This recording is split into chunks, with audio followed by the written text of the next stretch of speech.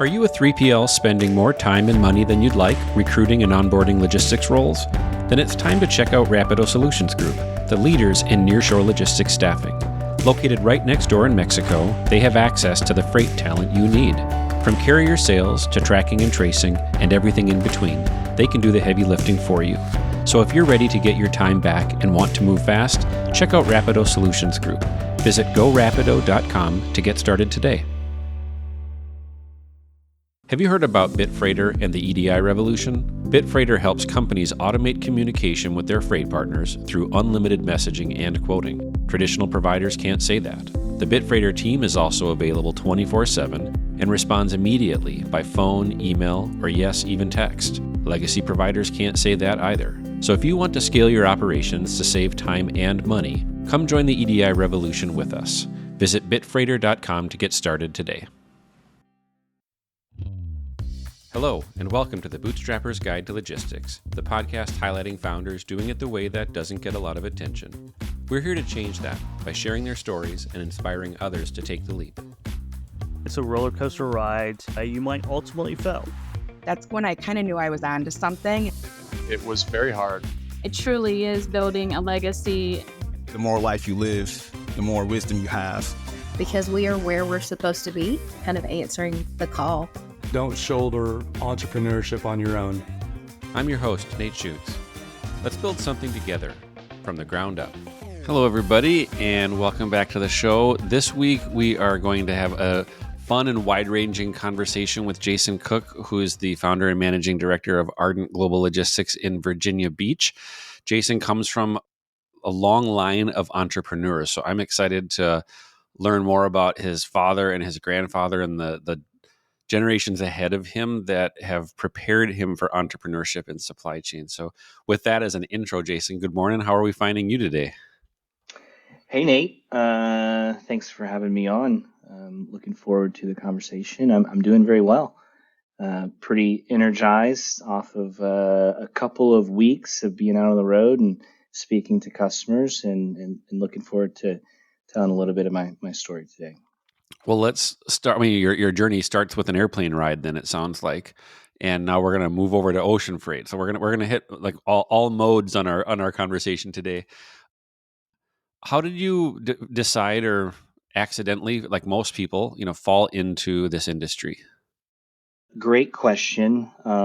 So out of college, I went to get an MBA in Charleston at the College of Charleston, and when I was there, the CEO of the Port Authority came and talked about the economic value that it provides to the entire region, how many jobs it creates. And for me, I really wanted to do something meaningful. I had no clue what I was going to do.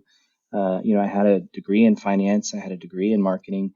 So I reached out and got an internship at the Port of Charleston.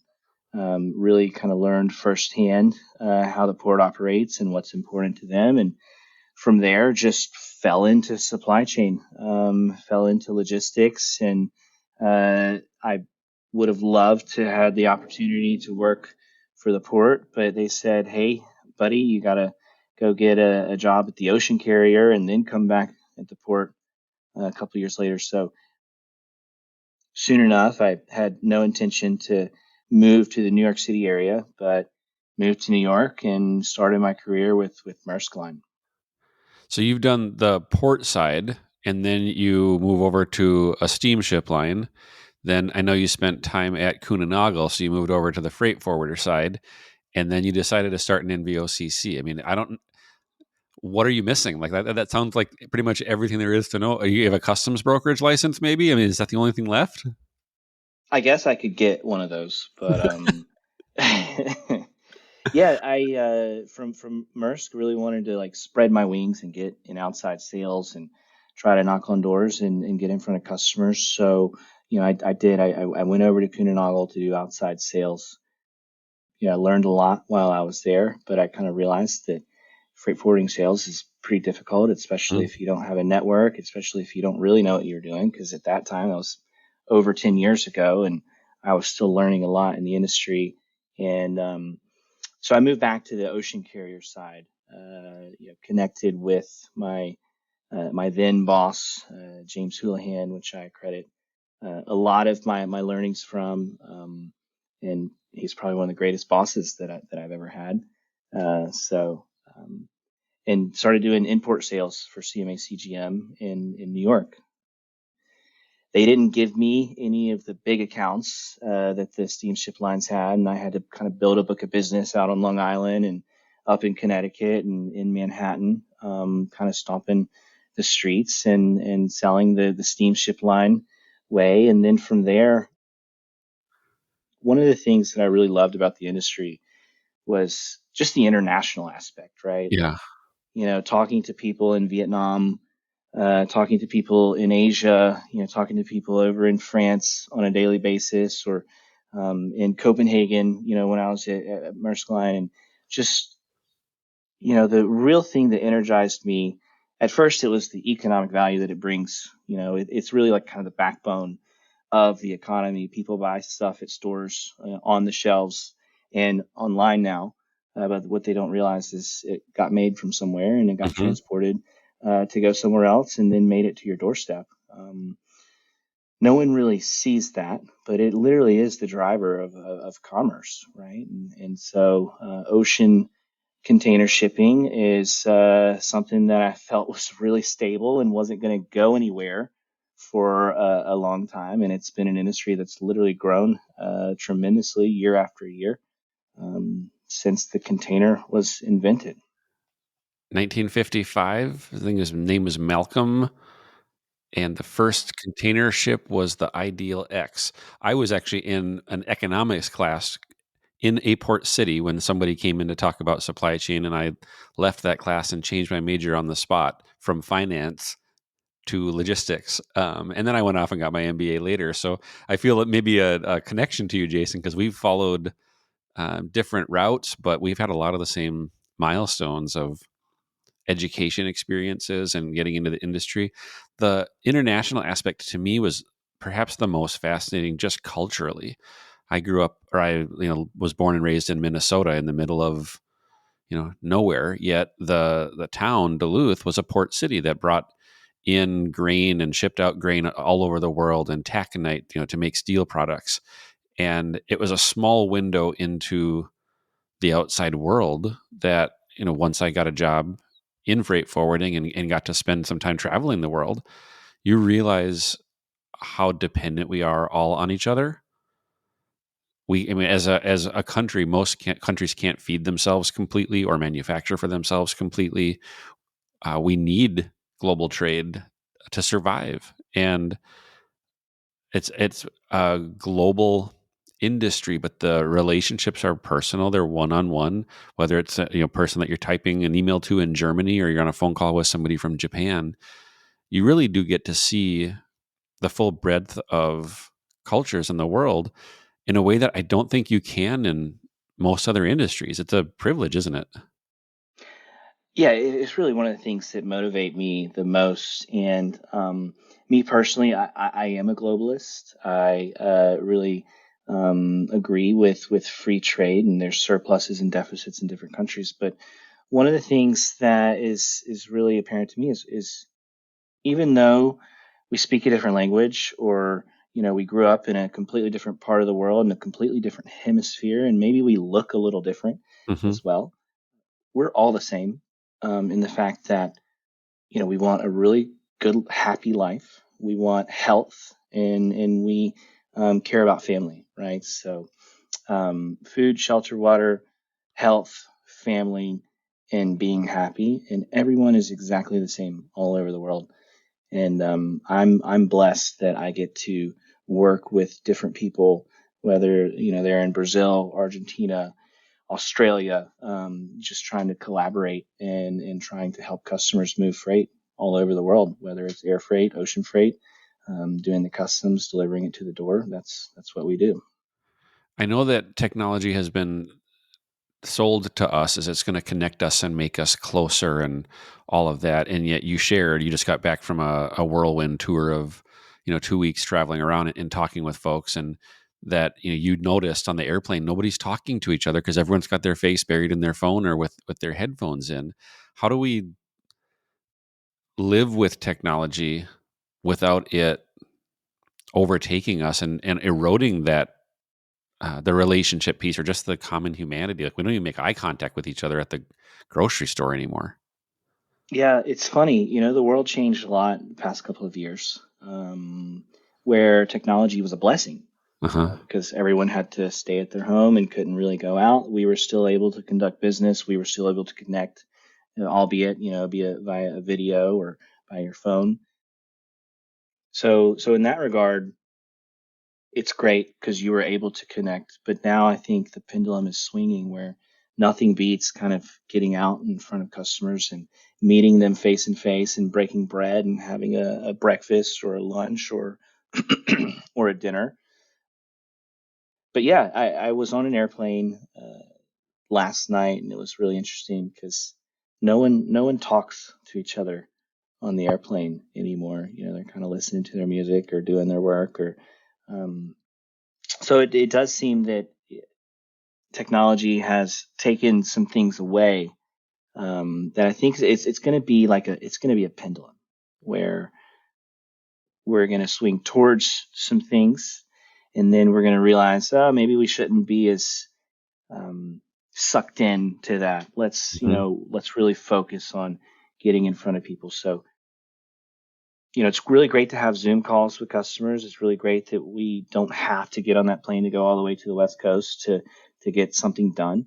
But it's also really great to make that investment into creating personal connections and relationships with customers and seeing people face to face. I think, like you mentioned, I was on a road show going to see customers in the Midwest and in the Ohio Valley, and just sitting down in person, hearing that what we're doing as a company is impactful for their business, Uh-huh. help them write new sales. They came to us whenever another company said it was impossible, and we did the impossible and made miracles. And because of that, the customers had no clue how big of a fiasco it was on the backside of the curtain. But Uh-huh. the trade show goods were there so that they could write a lot more orders and the management knows that Ardent was the company that was able to deliver. That's really special. It's really great to hear for myself as well, firsthand that our company and our team was able to deliver. That's really what we're all about.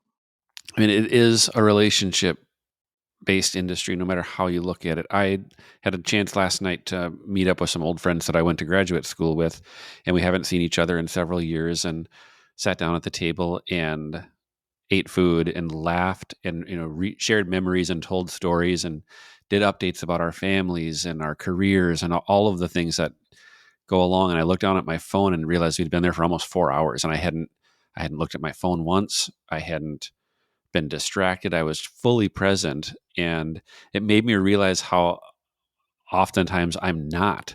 And just the simple act of getting together face to face around a table with people that you care about, it was such a stark contrast to what a lot of life has become. And so I'm challenging myself now to schedule the lunch and get in the car and go meet your friend or go connect with somebody that you haven't connected with in a long time, because we don't know how much time we've got. This is every day is a gift. And if it's customers or if it's carriers or people in the industry or just your family, it's something not to be taken for granted. Speaking of family, that's where I was going with all that. Was you shared that one of your heroes is your dad, and that he always was at your ball games. He was always prioritizing family activities despite having to run a business himself and being super busy. What was his story like, and how did that impact you? That's a really great question. My grandfather and my father both were general contractors doing commercial construction. And so growing up, I always loved the dump trucks and the excavators and being on a job site. And, when I was 5 or 6, I would be with my grandfather on the job site, learning and seeing them conduct business. So from an early age, I had been exposed to business, to doing deals, to delivering for customers. And so my father also had his own commercial contracting company, and it was amazing because he would always carve out time to have the flexibility to coach our team, and he would always make sure that he made it to all the basketball games and all the football games. And so that's something that I loved him for, and the lessons that he taught me. But then when it was time, I kind of realized that I didn't really want to get my hands as dirty in commercial construction. So I didn't know that I wanted to follow in that footsteps.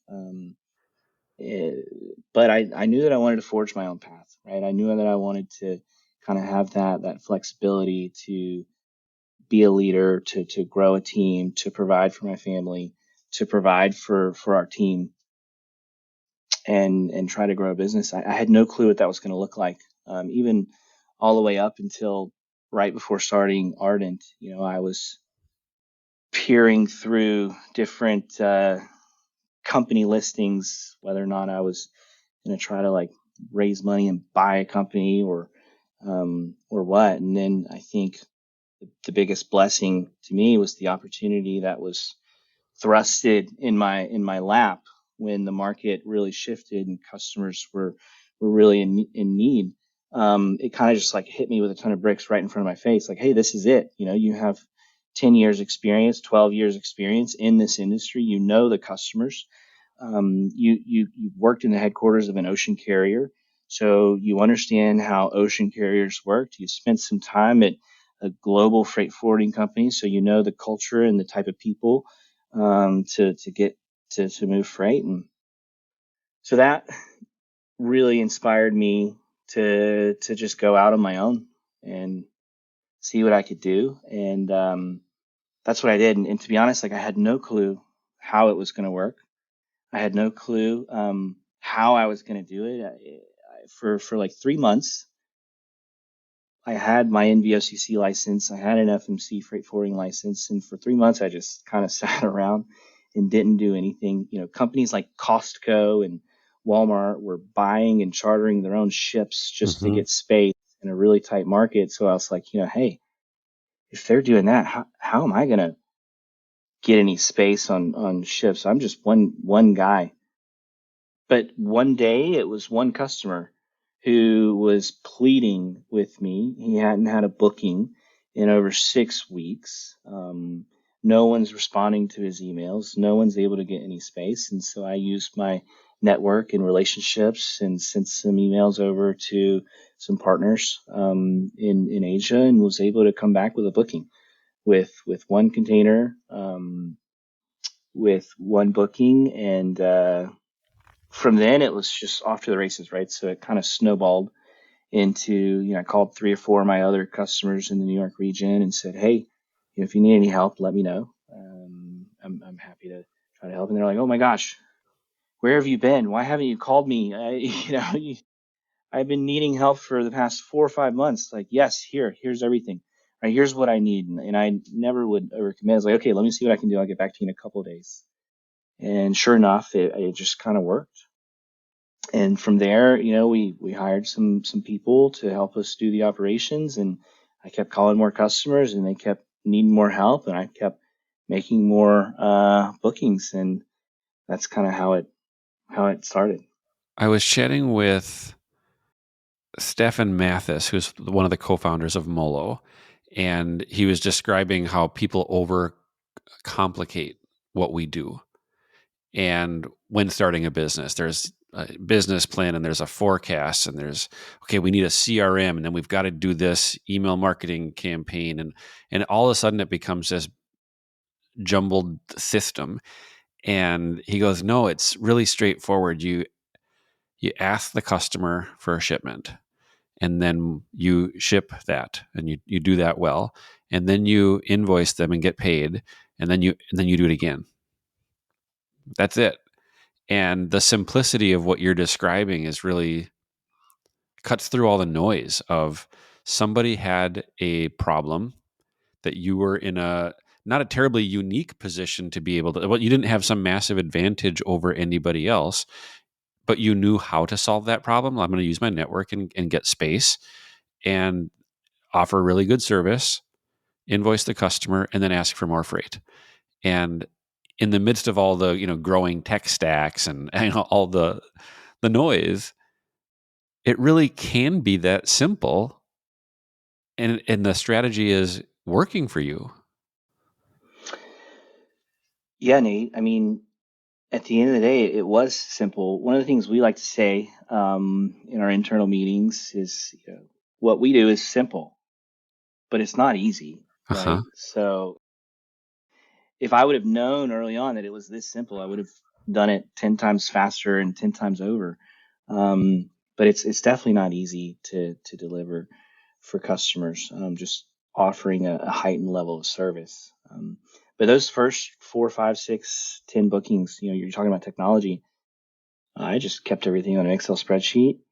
I pulled out a Word document and took an invoice form and typed our name and manually typed in the invoice. And yeah, like you said, ask for a shipment, see what customers need help on, and get that part done, get a booking confirmation,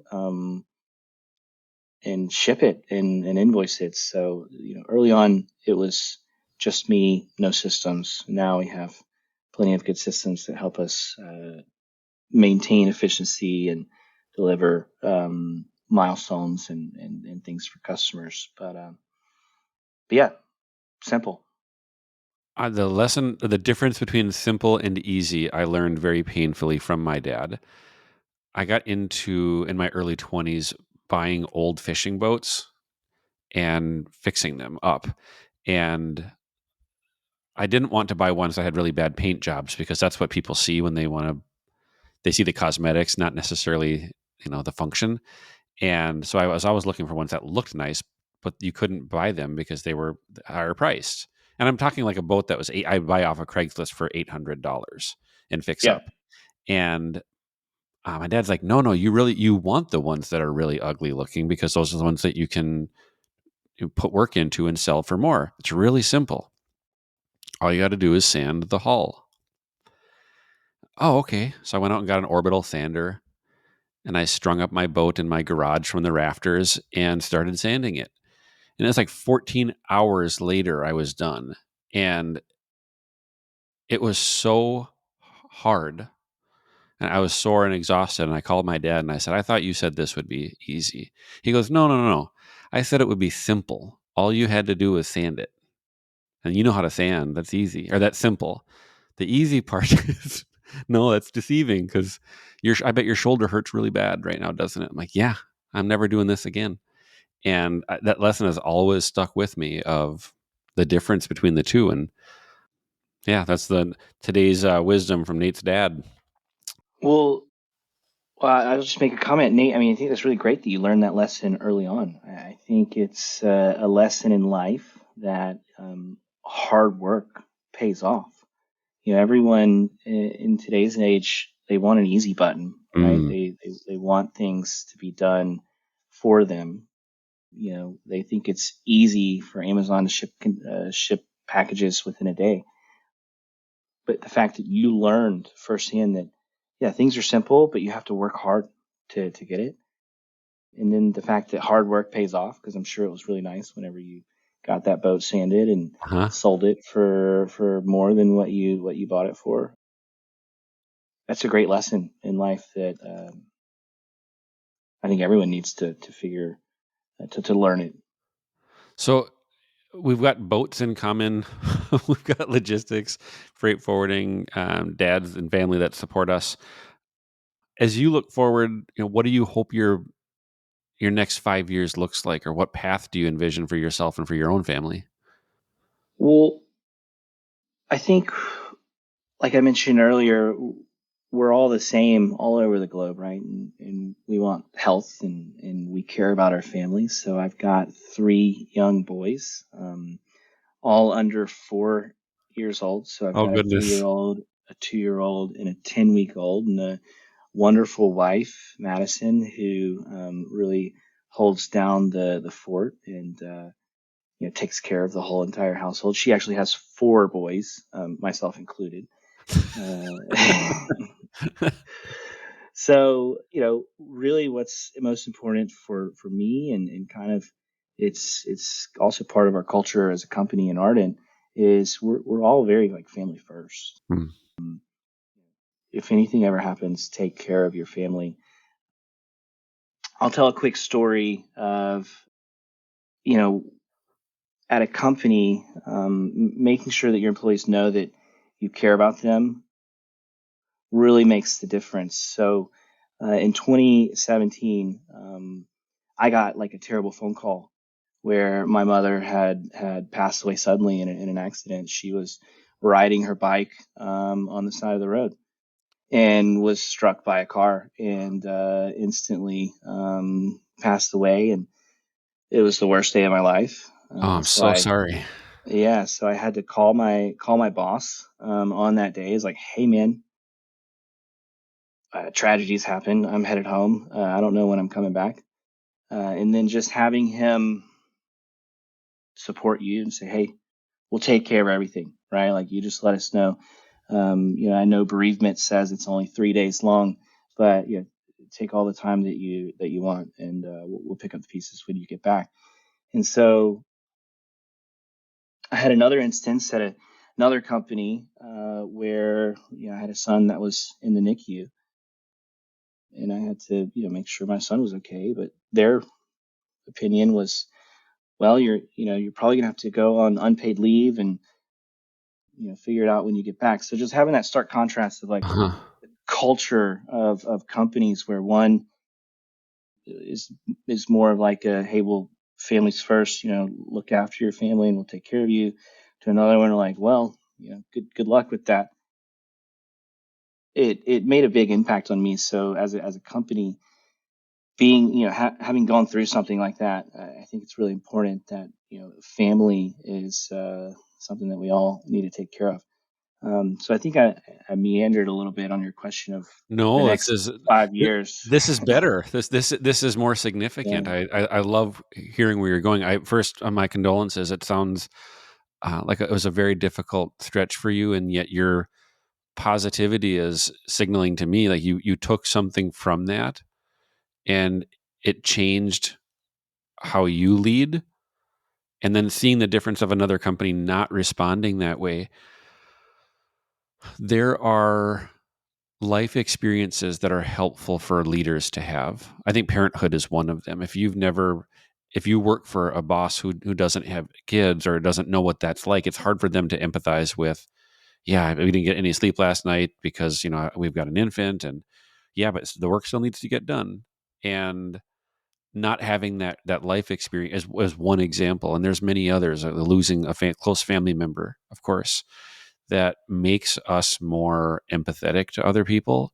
It makes us better communicators when we can put ourselves in their shoes. And it's industry agnostic. It has nothing to do with supply chain. It's just that you're right. These are universal parts of who we are as humans that is so easy to forget when you're trying to make the quarter end numbers or achieve some big objective, and then life happens and all the things that were super important an hour ago are suddenly irrelevant. And now you're taking that and you've implement or put that into your company's culture, and then that spreads to the families of the people that work at Ardent, and it will influence them in one way, shape, or form on their journeys. And that's where I get excited about.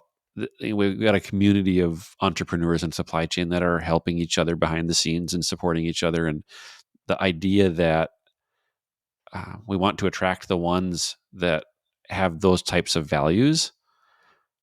Then when you're doing commerce with other people, you're dealing with humans who have values and a purpose in their life greater than just making money.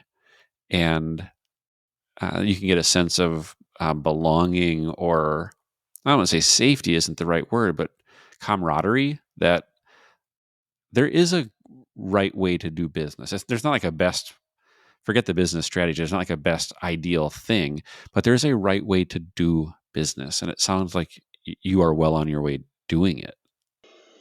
Yeah, family is really important, and so I hope that everyone at Ardent knows that I'll support them when it comes to taking care of your families and try to make sure that they have a good life, right? So work to live, not live to work type of lifestyle. And then on that point, building that culture inside of a company and then finding customers who share that same culture, I think is actually, one of the most important things, because every company is different. Their leaders are different. The way that they're taught and coached of how to do business is very different. So, one of the things that we're on a quest is everyone inside of our company shares a similar culture and a similar North Star. And then we're really keen on making sure that our customers kind of share that, and we enjoy working with them. No jerks allowed is a good rule. Yeah, that is a good rule. Well, Jason, thank you for opening up and sharing your story. I think what I am drawing out of you is you're so steady and measured, but I don't. It's not calculated. You're just being kind of who you were made to be in a difficult industry, in a turbulent time. And ocean freight is has gotten very challenging recently with the news in the Red Sea and the unrest that's happening around the world. And I wish we could have had this conversation in 2021. Also, I would love to have seen what the firefight was like, because it was we'll say, dynamic period in ocean freight. And yet you've got this just calmness about you that is really pleasing. Well, I appreciate that. Sometimes I tell people, like, well, I still don't know what I'm doing, but I wake up. I wake up every day, and I'm excited, I'm energized, and just doing it, right? And I think that's one of the things that I try to tell other people is like, hey, just do it, right? Like, just get out, get up, get going, and make it happen. And mistakes are okay. I know that I'm going to make mistakes. I know that mistakes are inevitable, and I think the most important piece is to learn from those. Mm-hmm. So, similar to, I think, what you said early on, is you've learned so much over the past year or two talking to all of these different entrepreneurs and bootstrappers in logistics. And I've learned so much the past year and a half, 2 years, just doing things that I've never done before in my life. Just being willing and open to make a mistake, but making sure that you learn from those. So yeah, I've just learned so much, and I know that although I say I don't really know what I'm doing, it's clear that what we're doing is resonating. It's clear that what we're doing is positive. Talking to so many different customers about, they can rely on us, and they love different people on our team, and, oh, she's on it. She answers quickly. Yeah, I love it, and I'm energized, and I'm one of those ones that wakes up early on Monday, and I'm excited about the week, and as the week winds down on Friday, I'm like, oh, where'd all the time go? This week went by so fast. So, having a lot of fun. I think we're building a really great team, and yeah, just getting out there and doing it. Getting our hands dirty, rolling our sleeves up. Where Hard can work pays off. people go to learn more about Ardent? You can go to our website, ardentgloballogistics.com. You can find me on LinkedIn, Jason Cook. You can follow me on Twitter at JasonCook55. And, you can send me an email. It's jason@ardentgloballogistics.com. Jason, thank you very much. I'm sure somebody's going to want to connect with you to either learn more about your company or just connect with you and learn more about your journey. There's a whole range of founders out there, and I have a special affinity for ocean freight because that's where I got my career started. So I'm really happy to see you having success, and I wish you nothing but the best going forward. we are all rooting for you. Awesome. Thanks, Nate. I enjoyed the conversation. Have a great day. Thanks for listening to another episode of the Bootstrapper's Guide to Logistics, and a special thank you to our sponsors and the team behind the scenes who make it all possible.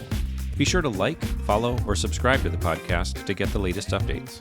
To learn more about the show and connect with the growing community of entrepreneurs, visit logisticsfounders.com. And of course, thank you to all the founders who trust us to share their stories.